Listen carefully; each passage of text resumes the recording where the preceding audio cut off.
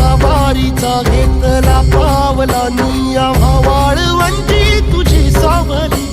गळा भेट घेण्या भीमेची निघाली तुझ्या नाम घोषात इंद्रायणी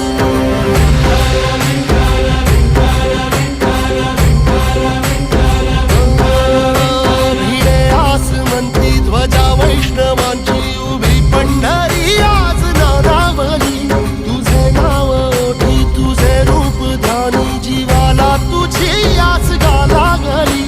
जरी बाप साऱ्या जगाचा परी